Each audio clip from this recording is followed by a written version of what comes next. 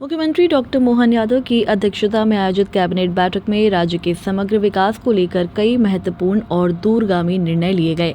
बैठक में किसानों, शिक्षा, स्वास्थ्य और बुनियादी ढांचे को मजबूत करने पर विशेष ध्यान दिया गया। किसान कल्याण वर्ष के तहत सरकार ने बड़ा फैसला लेते हुए मुआवजा वितरण में फैक्टर 2 लागू करने का निर्णय लिया, जिससे ग्रामीण क्षेत्रों में किसानों को अब 4 गुना तक मुआवजा प्राप्त हो सकेगा। इसके साथ ही प्रदेश में सिंचाई क्षमता को बढ़ाने के उद्देश्य से 100 लाख हेक्टेयर भूमि को सिंचित करने का महत्वाकांक्षी लक्ष्य निर्धारित किया गया। राज्य मंत्री नरेंद्र शिवाजी पटेल ने बताया कि राज्य सरकार ने विकास कार्यों को गति देने के लिए करीब 33,000 करोड़ रुपए की बड़ी राशि को मंजूरी दी है। उसमें उज्जैन क्षेत्र की 157 करोड़ रुपए की सिंचाई परियोजना शामिल है, जिससे 35 गांवों को लाभ मिलेगा। साथ ही केन बेतवा परियोजना के अंतर्गत छिंदवाड़ा जिले की सिंचाई योजनाओं को भी स्वीकृति दी गई है। ग्रामीण संपर्क को मजबूत करने के लिए 6,150 करोड़ रुपए की लागत से सड़कों का निर्माण किया जाएगा। छिंदवाड़ा जिले के पुनर्वास पैकेज में 128 करोड़ रुपए की अतिरिक्त राशि भी स्वीकृत की गई है। उन्होंने बताया कि शिक्षा के क्षेत्र में भी सरकार ने अहम निर्णय लेते हुए अगले 5 वर्षों तक कक्षा 6वीं और 9वीं के विद्यार्थियों को निःशुल्क साइकिल वितरण के लिए 990 करोड़ रुपए की मंजूरी दी है। वहीं शिक्षक प्रशिक्षण संस्थानों के विकास हेतु 1200 करोड़ रुपए खर्च किए जाएंगे। स्वास्थ्य सेवाओं को बेहतर बनाने के लिए सीएम केयर योजना 2026 को अगले 5 वर्षों तक जारी रखने का निर्णय लिया गया, जिस पर 3,628 करोड़ रुपए खर्च होंगे। मेडिकल कॉलेजों और जिला अस्पतालों में मरीजों के परिजनों के लिए आश्रय स्थल बनाए जाएंगे तथा 2028 तक इस लक्ष्य को पूरा करने की योजना है। यशस्वी लोकप्रिय मुख्यमंत्री आदरणीय डॉक्टर मोहन यादव जी के नेतृत्व में एक ऐतिहासिक निर्णय हुआ। हमारे किसान बंधुओं की, किसान संगठनों की बहुत लंबे समय से ये मांग थी कि जो भी शासकीय निर्माण कार्य होते हैं, सार्वजनिक निर्माण कार्य होते हैं, उनके लिए जो भूमि अर्जन होती है, उसमें किसान बंधुओं को, जमीन मालिकों को उचित मुआवजा मिल जाए। इसके लिए जो मध्य प्रदेश भूमि अर्जन, पुनर्वासन और पुनर्व्यवस्थापन उचित प्रतिकार और पारदर्शिता का अधिकार अधिनियम 2015 है, उसमें मल्टीप्लिकेशन फैक्टर के पुनर्निर्धारण का प्रावधान है। और जो हमारे केंद्र सरकार का एक्ट है 2013 का, उसमें भी इस मल्टीप्लिकेशन फैक्टर को अधिसूचित किया गया है। और ये मल्टीप्लिकेशन फैक्टर तय करना राज्य सरकारों का विशेष अधिकार है। अभी जो अपने अधिनियम है उसके अंतर्गत यदि फैक्टर 1 रहता है तो किसानों को दुगना मुआवजा मिलता है। और अब इस फैक्टर 1 जो है उसको आज मध्य प्रदेश की सरकार ने, हमारे लोकप्रिय मुख्यमंत्री डॉक्टर मोहन यादव जी के नेतृत्व में मंत्रिपरिषद ने फैक्टर 2 इसको निर्धारित किया है ग्रामीण क्षेत्रों के लिए। तो निश्चित रूप से पूरे प्रदेश में सभी ग्रामीण की जो कृषि भूमि है उसके लिए फैक्टर 2 का निर्धारण हुआ है।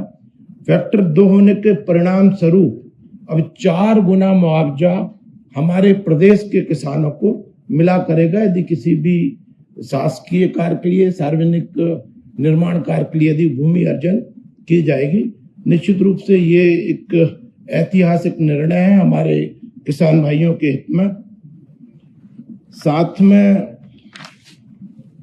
आज निर्माण कार्यों के लिए भी 33,000 करोड़ से अधिक के कार्य स्वीकृत किए गए हैं। जिस तरह से कि मध्य प्रदेश की सरकार ने हमारे लोकप्रिय मुख्यमंत्री जी के नेतृत्व में सिंचाई क्षेत्र को बढ़ाने का जो तय किया है कि हम 100 लाख हेक्टेयर क्षेत्र को सिंचित करेंगे, उसकी दिशा में निरंतर मध्य प्रदेश की सरकार प्रयास कर रही है। आज भी मंत्रिमंडल ने उज्जैन की इंदौख रुद्रहेड़ा सूक्ष्म सिंचाई परियोजना के लिए 157 करोड़ रुपए से अधिक का प्रावधान वाली परियोजना को स्वीकृत किया। इससे हमारे 10,800 हेक्टेयर क्षेत्र के कृषि भूमि को सिंचित करने का काम किया जाएगा और जिससे 35 गांव के किसानों को लाभ प्राप्त होगा। साथ में जो कैन बेतवा परियोजना है उसके अंतर्गत छिंदवाड़ा में सिंचाई कॉम्प्लेक्स परियोजना चल रही है, उसमें भी हमारे किसानों को जो विशेष पुनर्वास पैकेज है उसमें 128 करोड़ रुपए की वृद्धि की गई है।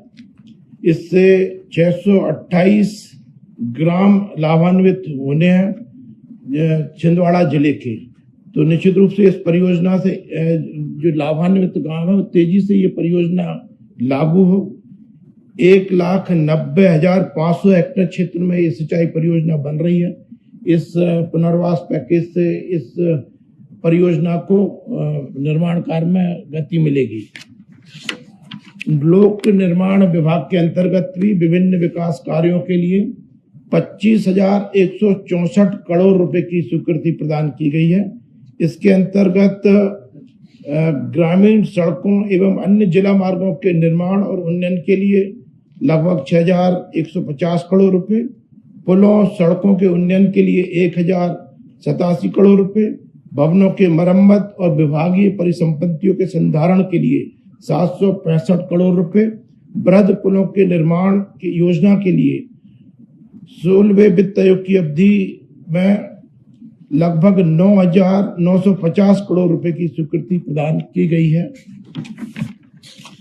शिक्षा के क्षेत्र में आज पुनः हमारे मुख्यमंत्री डॉक्टर मोहन यादव जी के नेतृत्व में हमने आगामी 5 वर्षों के लिए कक्षा 6वीं और 9वीं के अध्ययनरत विद्यार्थियों के लिए निःशुल्क साइकिल परियोजना का प्रदान करने की योजना का एक्सटेंशन किया है, वृद्धि की है। इसमें लगभग 990 करोड़ रुपए खर्च होंगे और हमारे मध्य प्रदेश के कक्षा 6वीं तथा 9वीं के विद्यार्थी लाभान्वित होंगे।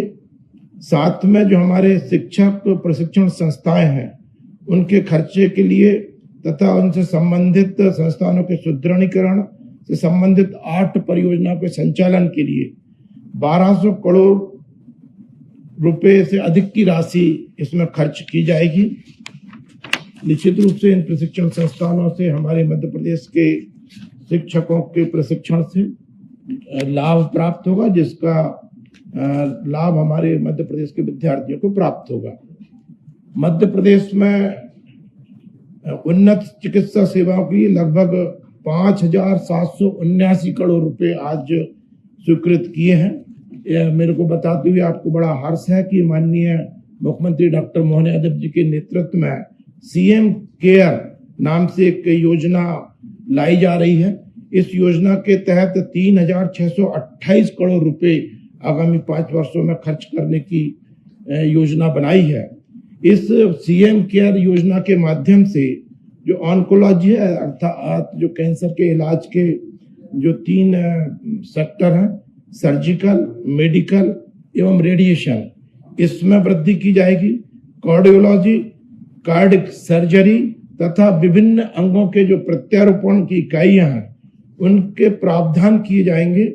इसके लिए शासकीय निवेश के साथ साथ निधि प्राप्त होगा।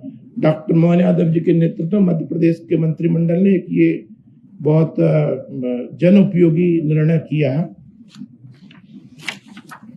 एक और निर्णय है कि चिकित्सा महाविद्यालयों में और जिला चिकित्सालयों में भी जो मरीज आते हैं उनके साथ में उनके परिजन रहते हैं, उन परिजनों को रहने की, खाने पीने की व्यवस्था की कई बार तकलीफ आती है।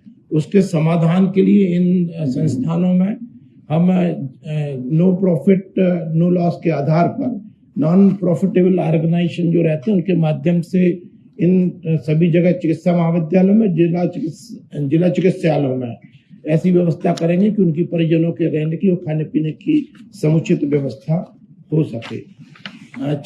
भोपाल से आदित्य सराठी की रिपोर्ट।